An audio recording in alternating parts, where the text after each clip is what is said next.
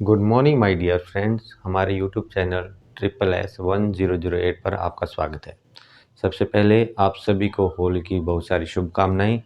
आज ये छोटा सा टॉपिक है, मैंने सोचा कि इसको डिस्कस कर ही लेते हैं क्योंकि इसमें लिखने और लिखाने के लिए कुछ ज़्यादा नहीं है, सिर्फ इसको समझना है प्रैक्टिकली, जो कि मैं आपको क्लास के दौरान हर मोमेंट को आपको मैं फिज़िकली समझाता जाऊंगा और आप उसको ज़हन में उतार लेना, क्योंकि ये समझने का ज़्यादा है, लिखने का इसमें ज़्यादा कुछ नहीं है।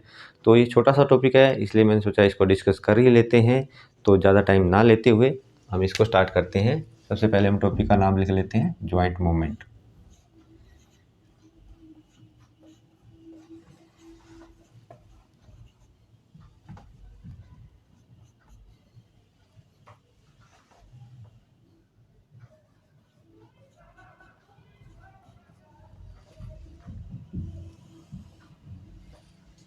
जॉइंट मूवमेंट जिसे हम गति संधि बोलते हैं, और जो हमारे जॉइंट मूवमेंट के एक्सपर्ट हैं उन्होंने इस टॉपिक को 4 भागों में डिवाइड किया है।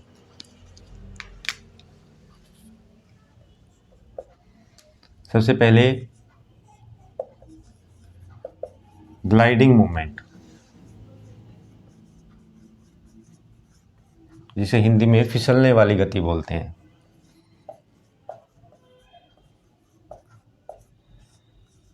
वाली गति।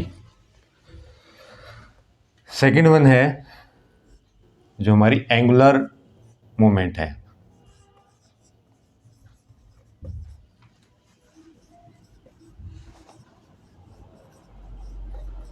एंगुलर मतलब कोणीय गति।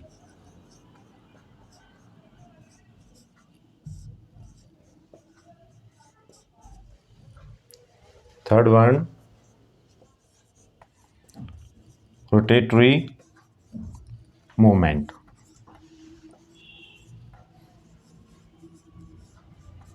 जिसे हम घूर्णीय गति बोलते हैं।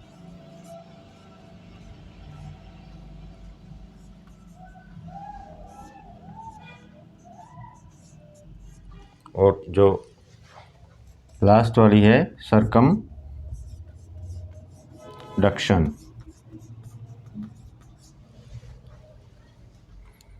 मूवमेंट,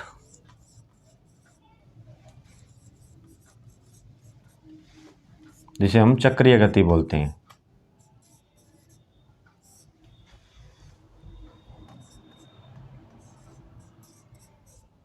तो हम आज इन 4 जो मोमेंट्स के टाइप हैं इनको डिटेल से पढ़ेंगे। ज़्यादा कुछ नहीं है, सिर्फ मैं इनके नाम के आगे इनके एग्जाम्पल लिखता रहूँगा और उनकी मूवमेंट कैसे होती है वो आपको समझाता रहूँगा। तो इनको उतारो, फिर हम इससे यहाँ से स्टार्ट करते हैं।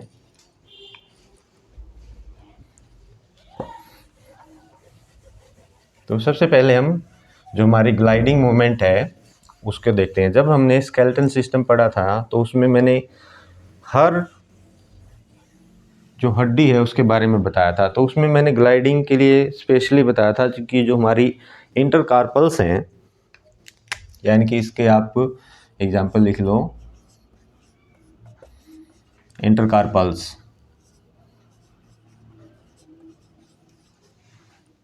जॉइंट। सेम ऐसे ही हमारे जो पैरों में होते हैं इंटरटार्सल्स होते हैं।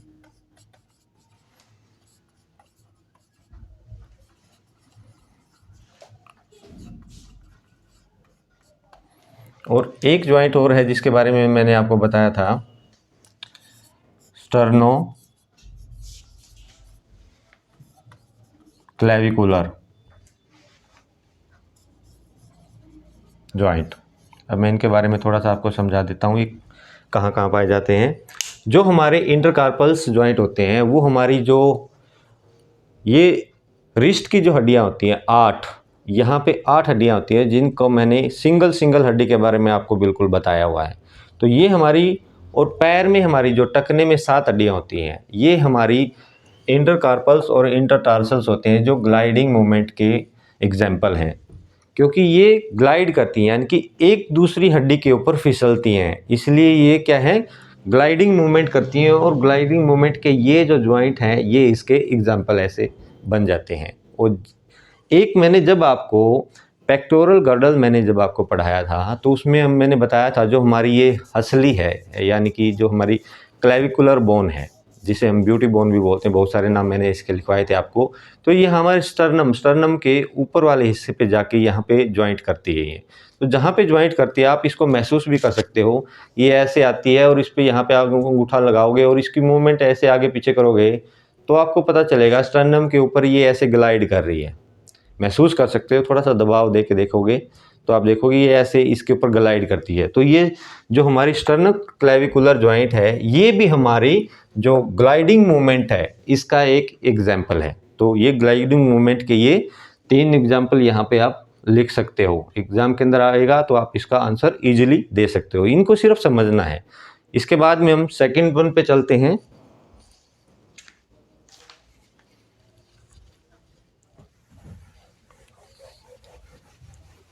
एंगुलर जो हमारा मूवमेंट है उसको देख लेते हैं।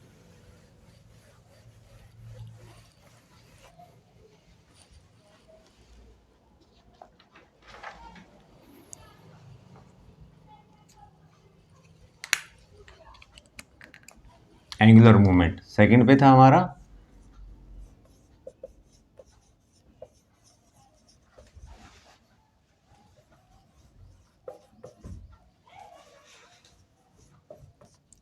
एंगुलर मूवमेंट, जिसे हम कोणीय गति बोलते हैं। इसके एग्जाम्पल लिख लेते हैं फिर हम समझेंगे उसके बारे में।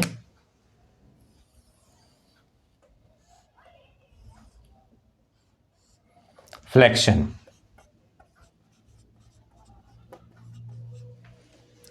जो ये फ्लेक्शन होता है इसी को हम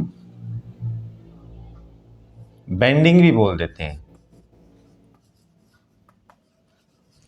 और इसी को हम डिक्रीजिंग भी बोल देते हैं। ये सारे नाम इसके हो सकते हैं। अभी मैं आपको समझाऊंगा जब समझ में भी आ जाएगा आपको। फ्लेक्शन होता है, जैसे ही फ्लेक्शन होता है एक एक्सटेंशन होता है, यानी कि उसका सेम उल्टा है।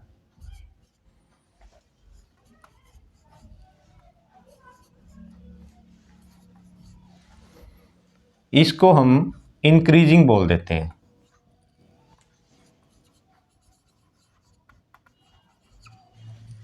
और स्ट्रेटनिंग भी बोल देते हैं इसको हम।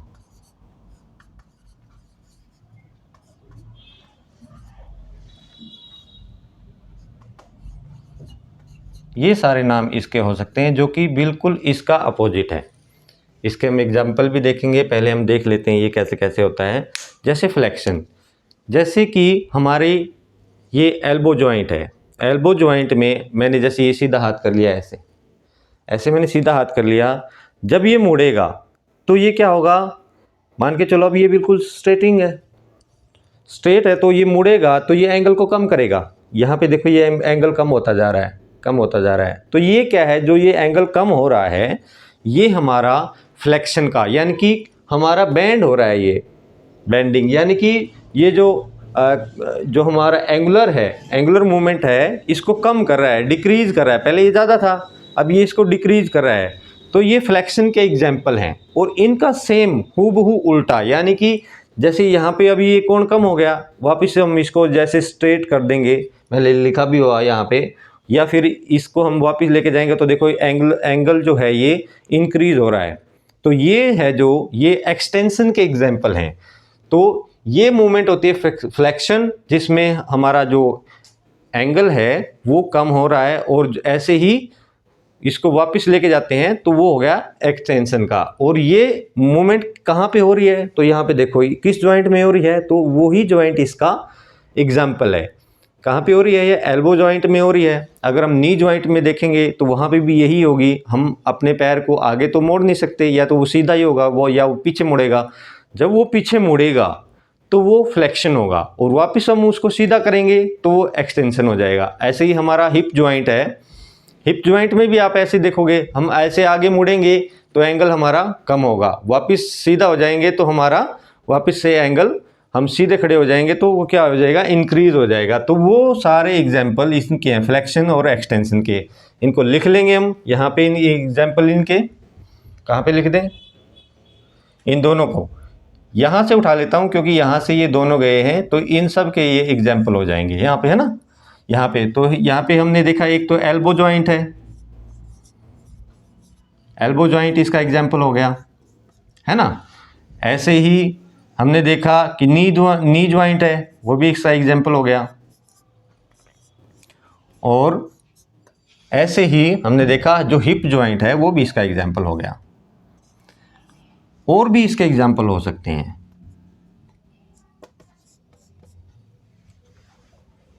ETC लिख सकते हो। अभी इसके ये जॉइंट हो गए फ्लेक्शन और एक्सटेंशन, और इनके जो ये हैं जॉइंट नेम हो गए कि कहाँ से ये फ्लेक्शन और एक्सटेंशन होता है ना। इसी प्रकार से इसमें एक होता है एबडक्शन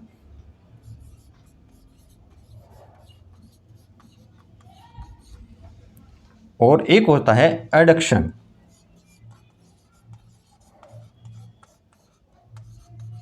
एडक्शन, अभी हम इसके बारे में एक बार बात कर लेते हैं। एडक्शन क्या होता है और एबडक्शन क्या होता है। जो हमारी ये मीडियन लाइन है, ये मिड लाइन है, जो मध्य रेखा है, यानी कि बॉडी के बीचों बीच, इसको हम फर्जी तौर पे मान लेते हैं। तो इसको, ये मिडिल लाइन से जो भी चीज़ इससे दूर जाएगी, जैसे ये मेरा हाथ है, यहाँ से ऐसे गया तो ये बॉडी से दूर गया ना, तो बॉडी से दूर गया तो एबडक्शन हो जाएगा। वापस मैं बॉडी के साथ में मिला दूंगा, यानी कि ऐड हो जाएगा, तो एडक्शन हो जाएगा। यहाँ पे आप देखो एबडक्शन, यानी कि बॉडी से दूर लेके जाएंगे तो आप देखोगे ये बॉडी से दूर गया तो एबडक्शन, ऐड हो गया वापस में बॉडी के पास में आके तो ये एडक्शन हो जाएगा। तो जो भी ये मिड लाइन से दूर जाएगा बॉडी से वो एडक्शन हो जाएगा, एबडक्शन हो जाएगा, पास में लेके एडक्शन हो जाएगा। तो यहाँ पे हमारा कौन सा, अगर दूर गए तो कौन से वाले जॉइंट ने हरकत की है यहाँ पे, ये जो हमारा शोल्डर जॉइंट है, यानी कि शोल्डर जॉइंट से इसका एग्जाम्पल क्या हो जाएगा, शोल्डर जॉइंट हो जाएगा। ऐसे ही ये हमारा थंब है, थंब भी तो है ना, देखो ये पास में आ गया तो ये क्या हो गया, एडक्शन हो गया, वापस चला गया तो एबडक्शन हो गया। देख सकते हैं ना हम इसको, जैसे पास में आया एबडक्शन हो गया, एडक्शन हो गया क्योंकि पास में चला गया ये, और दूर हो गया तो एडक्शन हो गया। तो ऐसे भी हम इसको देख सकते हैं। और इसमें आप इसके एग्जाम्पल लिख लीजिए, यहाँ पे लिख देते हैं इसके एग्जाम्पल। जो हमारा शोल्डर जॉइंट है,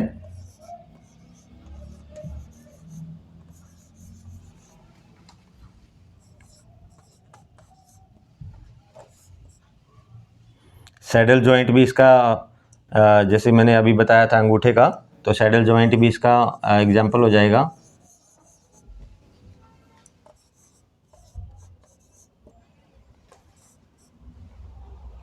तो इस तरह जो भी आप कॉन्सेप्ट आपको समझ में आ जाएगा, तो आप ऐसे शरीर में बहुत सारे तो जॉइंट होंगे, इनके एग्जाम्पल हो सकते हैं। तो आप इसको सिर्फ कॉन्सेप्ट से समझो, याद करने की कोशिश मत करो कि ये है ये है, बहुत पता नहीं कितने बन जाएंगे इसके एग्जाम्पल।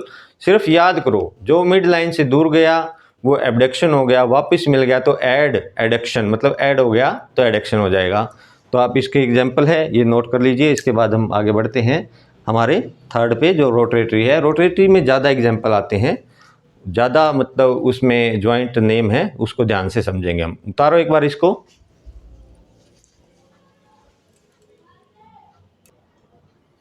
इसके बाद आता है हमारा जो थर्ड है,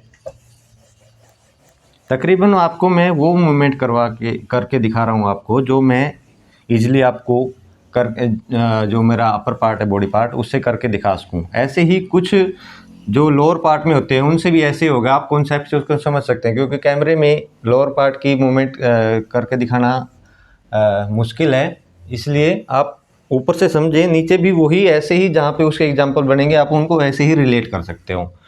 अभी आगे हमारा थर्ड, यानी कि रोटेटरी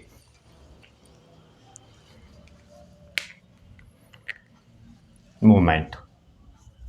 ये बहुत इंपॉर्टेंट है, इसके अंदर ज़्यादा पॉइंट बनते हैं।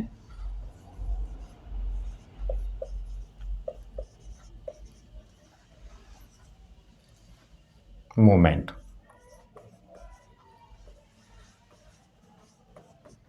जिसे हम हिंदी में घूर्णीय गति बोलते हैं।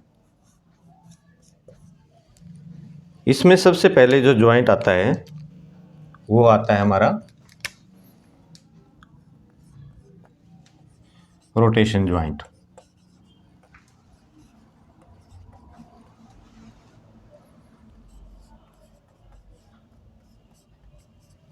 जब हमने वर्टेब्रे को पढ़ा था, हमारे वर्टेब्रे कॉलन को पढ़ा था, तो मैंने आपको नाम लिखवाया था। सबसे पहली जो दो ऊपर वाली वर्टेब्रे थी, सबसे ऊपर वाली थी एटलस और उसके नीचे थी एक्सियल। वहाँ पे एक पिवट टाइप की, वहाँ पे पिवट ज्वाइंट है वो, वहाँ पे हम सर्कल कर सकते हैं, यानी कि पिवट करवा सकते हैं। सिर्फ वो हमारे राइट और लेफ़्ट घूमने की ही वहाँ पे हमें अलाउ करता है। तो वो इसका एक एग्जाम्पल है रोटेशन का। जैसे मैं थोड़ा सा आपको बना के बता देता हूँ। जो हमारी C1 है और C2 है, जो C1 थी हमारी वो क्या थी, एटलस, और C2 क्या थी, मैंने वहाँ पे नाम लिखवाया था आपको, axis.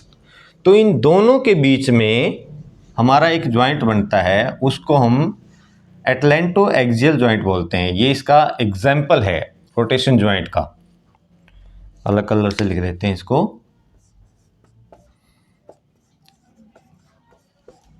Atlanto axial joint.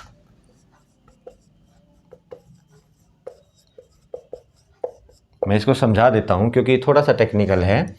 Atlanto axial joint ये कैसे बनता है, जैसे हमारी वर्टिब्रे हैं दो ऊपर वाली, तो कुछ ये ऐसे, हम तो उसमें ऐसे ही बना के दिखा देते हैं, ऐसे बना, लेकिन इसका ऐसे प्रॉपर साइज में नहीं होती है। कुछ ऐसे इसका एक साइज होता है, ऐसे करके। ये वाली जो होती है हमारी, ये हमारी है एक्सिस, समझना पड़ेगा इसको। और इसके ऊपर जो होती है वो ऐसे करके बनी होती है, ऐसे। ये जो इसका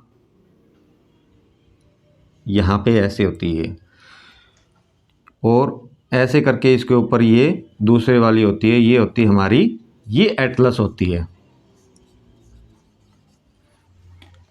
इस एटलस के बीच में जो होल होता है उसमें से ये उठी हुई खूटी नुमा आकार की आपको एक संरचना दिखाई दे रही है। इसका नाम लिखना चाहो तो लिख सकते हो। ये जो है, ये वाली, मैं इसको थोड़ा सा ये कर देता हूँ, ये वाली, इसको हम डेंस बोलते हैं, या फिर हम इसको ओडोंटॉइड प्रोसेस बोलते हैं।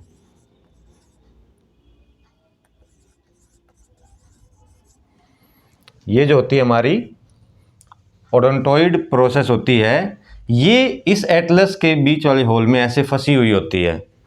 जैसे मान के चलो, ये मेरे पास हाथ में मार्कर है और ये ऊपर वाली एटलस है, तो ये एटलस के अंदर ऐसे डली हुई होती है। तो ऐसे डली हुई होगी तो सिर्फ हम इसको ऐसे मोड़ सकते हैं और ऐसे मोड़ सकते हैं, ऐसे ऐसे नहीं कर सकते क्योंकि इसके अंदर फंसी हुई है। तो हम हमारी गर्दन को देखना, ऐसे करते हैं, ऐसे देखते हैं, फिर ऐसे देखते हैं, ऐसे देख सकते हैं। वो हमारे किस ज्वाइंट के कारण होता है, वो हमारे जो एटलेंटो एक्सियल ज्वाइंट है उसके कारण ये मूवमेंट हो पाती है। हम आगे पीछे ऐसे नहीं कर सकते। आप बोलोगे आप तो कर रहे हो ऐसे, लेकिन वो जो मैं ऐसे आगे पीछे कर रहा हूँ ऐसे, वो इस ज्वाइंट के कारण नहीं होती।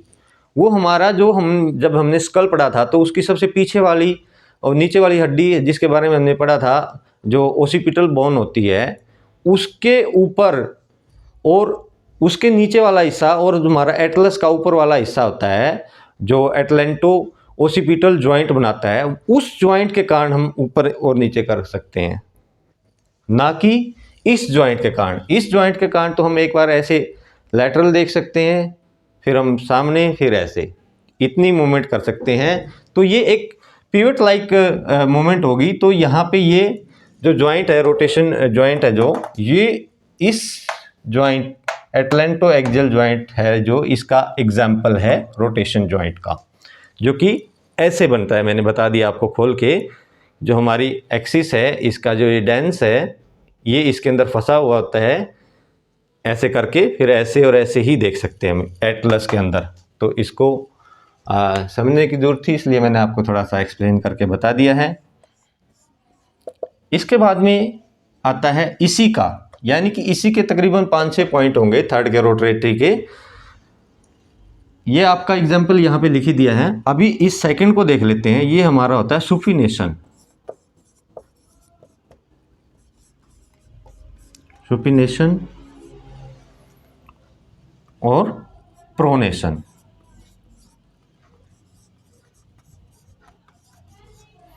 जो ये सुपिनेशन होता है, प्रोनेशन होता है, इसके बारे में भी हम देख लेते हैं कि ये जो मैंने ऐसे आपको दिखाई दे रहा होगा, ऐसे जो सूफी संत होते हैं वो अपने परवरदिगार को जब याद करते हैं तो ऐसे ऊपर की तरफ अपनी हथेलियां हैं जो आसमान की तरफ ऐसे करते हैं।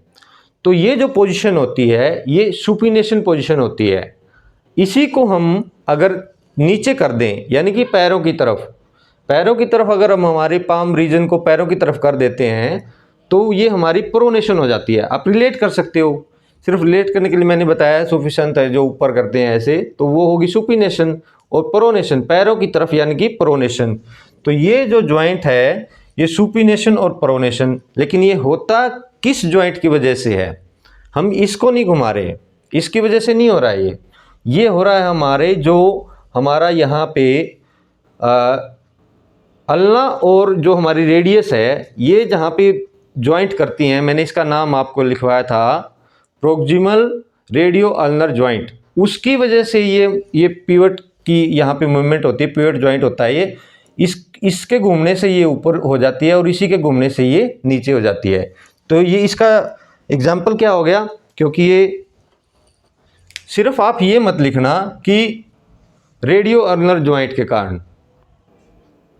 अगर एग्ज़ाम में दोनों ऑप्शन आ गए तो रेडियो अल्नर ज्वाइंट तो यहाँ पे भी होता है, नीचे भी होता है, नीचे भी आपस में ज्वाइंट करती हैं। ये हमारा डिस्टल होता है, मैंने लिखवाया हुआ है। आप प्रॉपर इसका एग्जाम्पल लिखोगे तो वो बनेगा प्रोक्सिमल रेडियो अल्नर ज्वाइंट।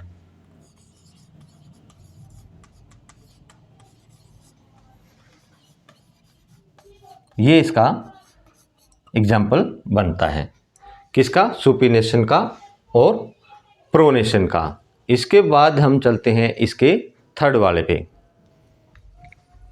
यानी कि इसका थर्ड पॉइंट।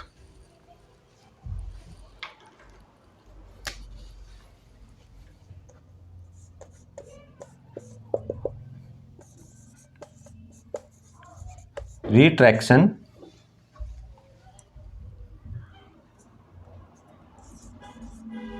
और प्रोट्रैक्शन।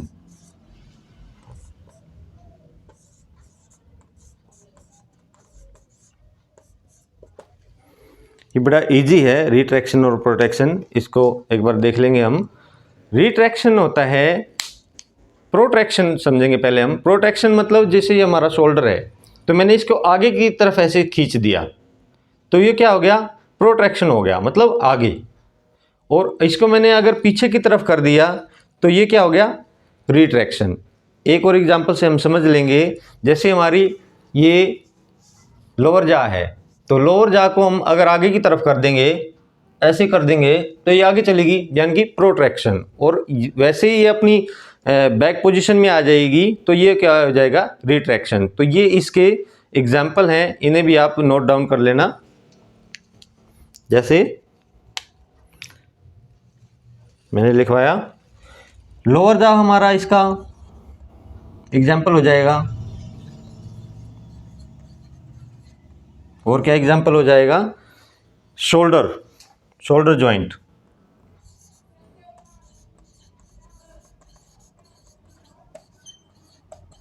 शोल्डर ज्वाइंट भी हमारा इसका एक एग्जाम्पल हो जाएगा।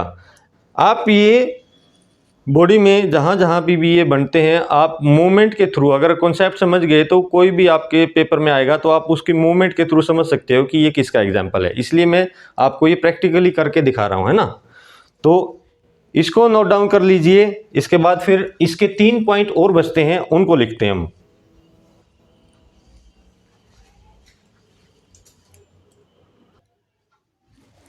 इसका ही अभी हम फोर्थ पॉइंट देखते हैं। ये सिर्फ समझने का है, जिसको इसका कॉन्सेप्ट समझ में आ गया, लिखने का इसमें कुछ नहीं है। सारे ज्वाइंटों के बारे में हमने डिटेल से पहले ही पढ़ चुका है। जिस भी स्टूडेंट ने अब से पहले मैंने जितने स्केलेटन सिस्टम की क्लास ली हैं, अगर वो देख लेंगे तो ये एक भी नाम ऐसा नहीं आएगा जो हमें न्यू लगेगा। हर ज्वाइंट के बारे में, हर हड्डी के बारे में मैंने आपको बड़ा डिटेल से बताया हुआ है। तो इसका हम फोर्थ पॉइंट लिख लेते हैं,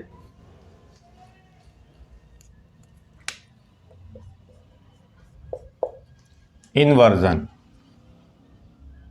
या फिर इससे पहले लिख लेते हैं एलिवेशन।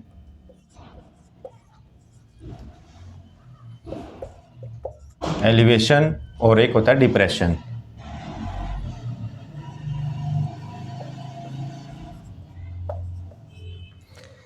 पहले मैंने ये इसलिए लिखवा दिया, इसके भी सेम वही मैं शोल्डर से और लोअर जा से, जिसे मैंडिबल बोलते हैं, इससे मैं इसके एग्जांपल दे दूंगा। उसमें क्या थी, उसमें आगे पीछे की मूवमेंट थी, लेकिन इसमें क्या है, इसमें ऊपर नीचे की। जैसे आपने जिम में भी देखा होगा कि डंबल लेके ऐसे करते हैं, तो जब ऊपर शोल्डर उठे तो क्या हुआ, एलिवेशन, और वापस नीचे गए तो वो क्या हो गया, डिप्रेशन हो गया। लोअर जा में भी ऐसे ही है, इसको हम ऐसे नीचे की तरफ कर दिया तो वो क्या होगी, डिप्रेशन। वापस ऊपर चली गई तो वो एलिवेशन। बड़े ही इजी तरीके से आप इस चीज़ को रिलेट कर पाओगे। तो इसके सेम वही एग्जाम्पल हैं, यानी कि शोल्डर जॉइंट हो जाएगा, क्योंकि शोल्डर से ऊपर उठे थे ना, तो शोल्डर जॉइंट हो जाएगा। ऐसे और भी हो सकते हैं। शोल्डर जॉइंट इसका एग्जाम्पल है। कॉन्सेप्ट समझ में आना जरूरी है ना। और लोअर जा हो जाएगी हमारी। लोअर जा, ये इस हड्डी का नाम आपने देखा होगा, मैंडिबल था, पढ़ा था हमने जब। तो ये मैंडिबल है जो लोअर जा हमारा बनाती है। तो ये हो गया हमारा फोर्थ। इसके बाद में हम नेक्स्ट पे चलते हैं, जो है हमारा फिफ्थ, इन्वर्जन। और दूसरा है हमारा एवर्जन। ये इन्वर्जन और एवर्जन को भी समझ लेते हैं। जो हमारे पैर होते हैं और जो हमारा सोल रीजन बनता है, उसको हम जैसे ऊपर उठाते हैं, मैं इसको आपको कैसे समझाऊं। मेरे जूते यहाँ पे पड़े होंगे, एक मिनट मैं लेके आता हूँ।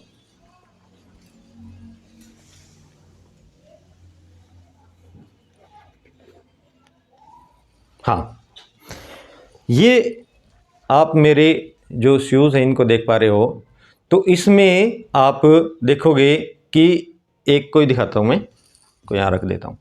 तो ये है, तो ये जो अंदर का पार्ट है हमारा, यानी कि मीडियल साइड का, इस तरफ अगर हम ऊपर उठाते हैं ऐसे, तो ये हमारा इन्वर्जन हो जाता है। तो ये उठा किस वजह से, जो हमारे इंटरटार्सल्स हैं उनकी वजह से ये ऊपर उठा है। तो ये एग्जाम्पल किस चीज़ का हो जाएगा, इंटरटार्सल जॉइंट का, है ना। ऐसे ही हथेली में भी होता है हमारे, ये हथेली को ऐसे करेंगे तो हथेली में भी ये बनेगा, इंटर कार्पल्स ज्वाइंट होगा, इसके ये एग्जाम्पल होंगे। अगर इसी को हम पैर को ऐसे बाहर की तरफ लैटरल साइड में उठाते हैं, टेढ़ा उठाते हैं बाहर की तरफ, तो ये क्या हो जाए, एवर्जन हो जाएगा। हथेली में भी ऐसे ही बनेगा और पैर में भी ऐसे बनेगा। लेकिन बनेगा किस वजह से, ये हमारी जो इंटरकार्पल्स होती है, इंटरटार्सल्स होती है, इनकी वजह से ये हमारा इन्वर्जन और एवर्जन हो पाता है। तो इनके नाम लिख लेंगे हम।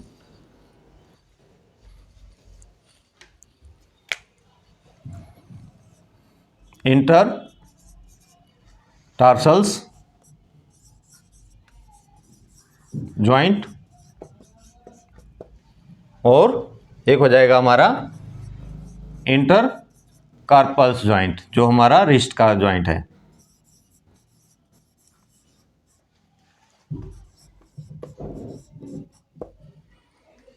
और सबसे लास्ट वाला जो इसका पॉइंट है, यानी कि इसका रोटेटरी मूवमेंट का, वो बनता है हमारा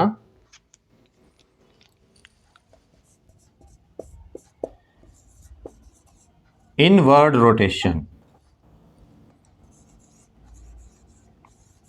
इनवर्ड रोटेशन और आउटवर्ड रोटेशन।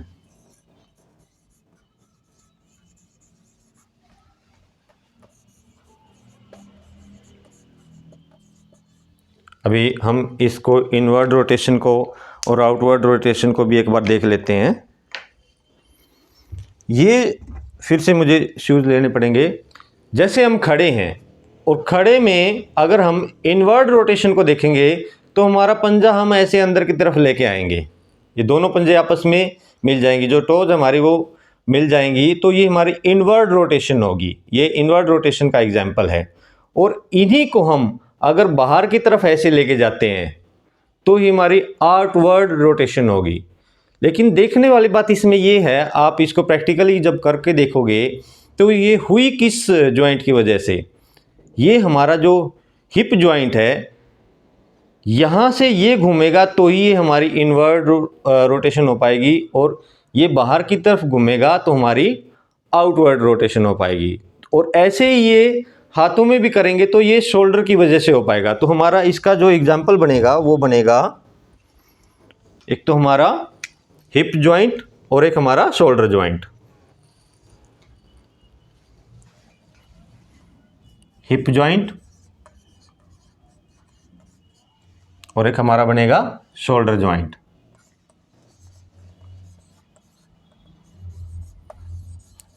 क्योंकि इनकी वजह से ही, आप इसको प्रैक्टिकली करके देखना, इनकी वजह से ये मूवमेंट हो पाती है।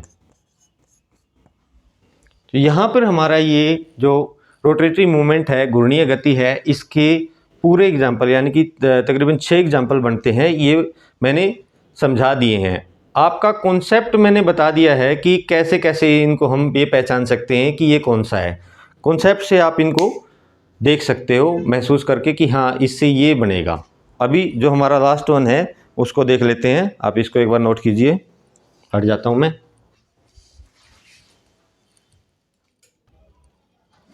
अभी हमारा लास्ट है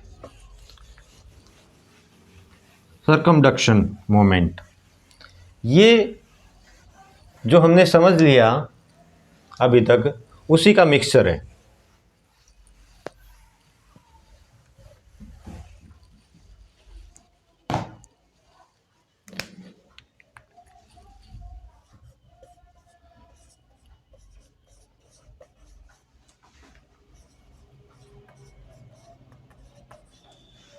सर्कमडक्शन मोमेंट,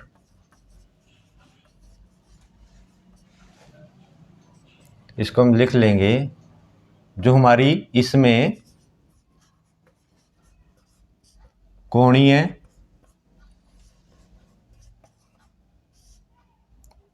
तथा घूर्णीय गति एक साथ होती है।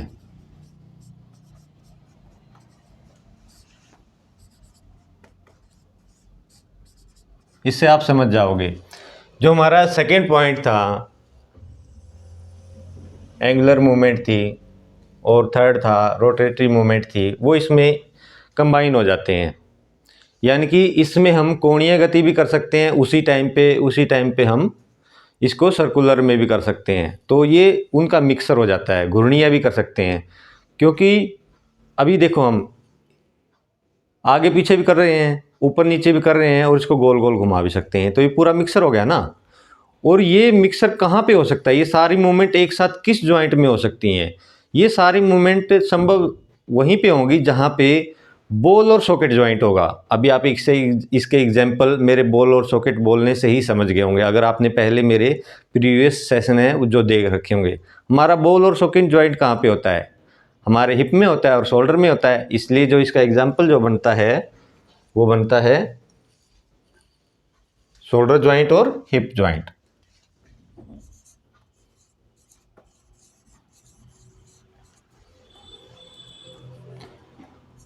Shoulder joint and hip joint. आज का जो लेक्चर था यहाँ पे समाप्त होता है। समझने लिखने में इसमें ज़्यादा कुछ नहीं था, सिर्फ समझने में था। जिसको इसका कॉन्सेप्ट समझ में आ गया वो ईजिली इसके क्वेश्चन कर पाएगा। हर एग्ज़ाम में 1 से 2 क्वेश्चन यहाँ से आते ही आते हैं और वेरी इजी है, लेकिन इसको समझना बहुत ज़रूरी है। मैंने पूरा ये टॉपिक है आपको बिल्कुल करके दिखाया है, प्रैक्टिकली समझाया है। दोस्तों, मैंने इससे पहले जो सेशन लिए हैं इतने डीप लिए मैंने कि कोई भी बच्चा अगर एक बार संभाल लेगा तो किसी भी एग्ज़ाम को, आप चाहे नीट का एग्ज़ाम दे लो, एनाटॉमी और फिजियोलॉजी में से कोई भी क्वेश्चन आएगा मेरे लेक्चर के से बाहर नहीं जाएगा।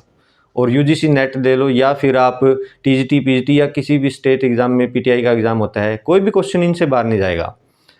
आप ज़्यादा से ज़्यादा सेशन को लाइक कीजिए, शेयर कीजिए, ताकि मेरा मोटिवेशन बढ़े और ज़्यादा आपको क्लासेस देने का और प्रैक्टिस करवाने का। आप सपोर्ट करोगे तो फिर मेरा मोटिवेशन बढ़ेगा, तो मैं ज़्यादा से ज़्यादा इसके ऊपर काम करना स्टार्ट करूँगा। ओके, इन्हीं शब्दों के साथ मैं आपको एक बार से फिर से होली की शुभकामनाएं देता हूं और आप अच्छे से होली बनाना। जय हिंद।